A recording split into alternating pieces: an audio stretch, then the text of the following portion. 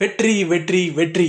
Oval டெஸ்ட்ல 6 run வித்தியாசத்துல thrill வெற்றி அடைஞ்சாங்க இந்திய அணி இங்கிலாண்டை வீழ்த்தி.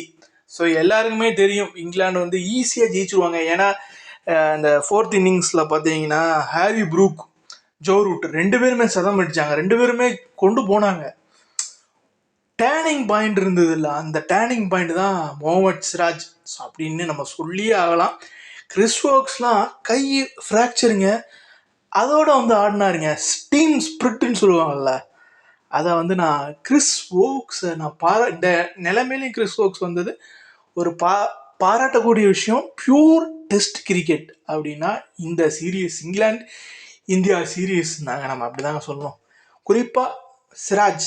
ஸோ சிராஜும் பிரசித் கிருஷ்ணா மட்டுமே. சிராஜ் வந்து 2 இன்னிங்ஸ்லையும் சேர்த்து 9 விக்கெட்டும், பிரசித் கிருஷ்ணா ஃபர்ஸ்ட் இன்னிங்ஸில் 4, 2வது இன்னிங்ஸில் 4, கிட்டத்தட்ட 17 விக்கெட்கள் இருவரும் சேர்ந்து எடுத்திருக்கிறாங்க. அது லேஸ்பட்ட காரியம் இல்லை.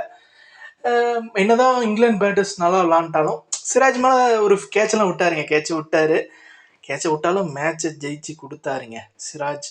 ஒன் அண்ட் ஒன்லி அப்படின்னு சொல்லி நம்ம அவரை பயங்கரமாக பாராட்டலாம். இந்தியா இந்த சீரீஸில் அதிக விக்கெட் எடுத்ததுலேயும் சிராஜ் தான் இருக்கிறாரு.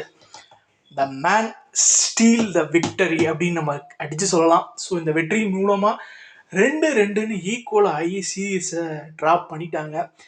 ரொம்ப ரொம்ப ரொம்ப ரொம்ப சந்தோஷமாக இருக்குது ஒரு கிரிக்கெட் ரசிகனுக்கு, அதுவும் டெஸ்ட் கிரிக்கெட் ரசிகனுக்கு. இதை விட என்ன வேணும்? இந்த டெஸ்ட் சீரீஸில் இந்திய அணி வந்து எவ்வளவோ போராடி, எல்லாமே போராடினாங்க, எங்கேயுமே லூஸ் ஆகலை, சூப்பராக விளாண்டுருக்குறாங்க. All the best to Shubman கில்லோட இந்தியன் படைக்கு.